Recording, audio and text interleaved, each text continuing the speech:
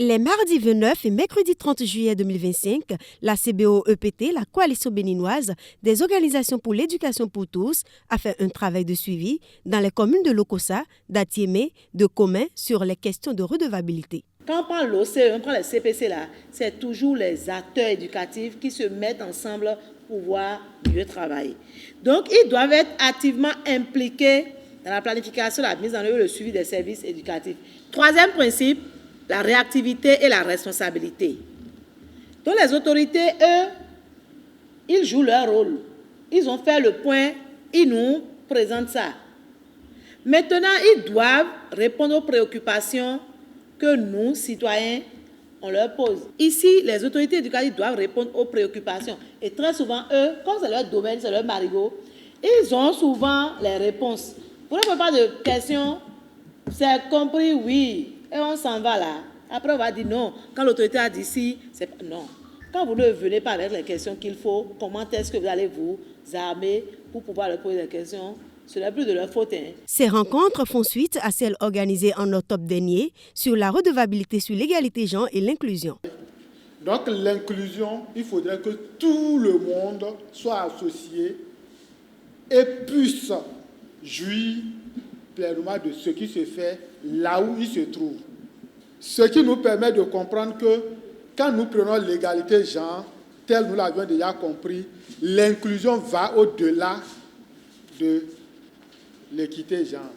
Donc l'inclusion prend beaucoup plus de paramètres. Elle vise à faire un point d'étape sur les actions menées jusqu'à ce jour par les acteurs locaux de l'éducation et les mairies en faveur du système éducatif dans les communes respectives. La mairie de Lokossa tient compte en fonction des ressources disponibles de l'approche au genre dans la planification. Notre conseil communal, il n'y a qu'une seule femme dedans.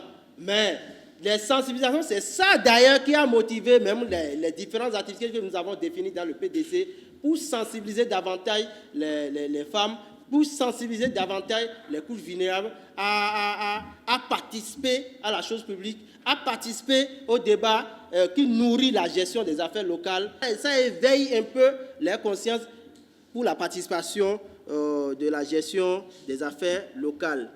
Nous n'avons pas croisé les bras et avec l'aide de l'État, nous essayons de faire ce que nous pouvons faire tout en accompagnant l'État avec peu de moyens dont nous disposons pour faire évoluer l'enseignement de base à Atiémé. Le bilan semble reluisant, quoique les mairies restent devoir des séances de redevabilité dans le secteur de l'éducation aux acteurs à la base. Et nous avons vu que dans l'ensemble, c'est satisfaisant. Et on en profite aussi pour dire que on peut encore améliorer certains aspects. Tant que nous sommes là, il va falloir toujours chercher à améliorer les choses. Donc on a vu qu'il y a quelque chose qui est fait et on peut encore aller plus loin. Ce dernier souhaite vivement que les acteurs éducatifs à la base dans ces communes jouent pleinement leur rôle pour une éducation de qualité et réussie.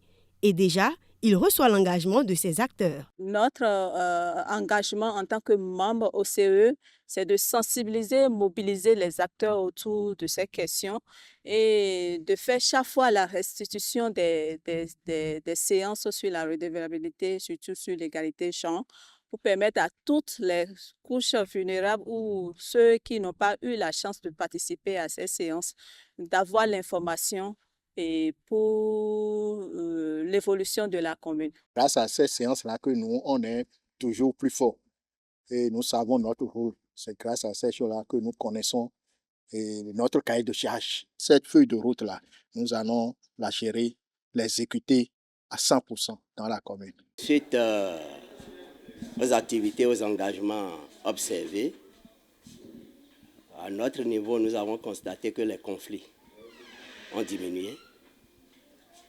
Et si on peut continuer de la sorte, nous aurons de bons résultats.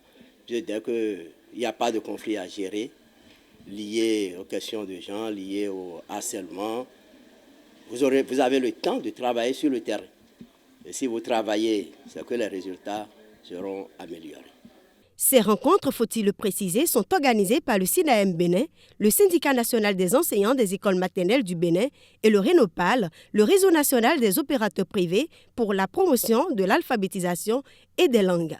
Le même suivi sera fait dans d'autres départements dans les jours à venir.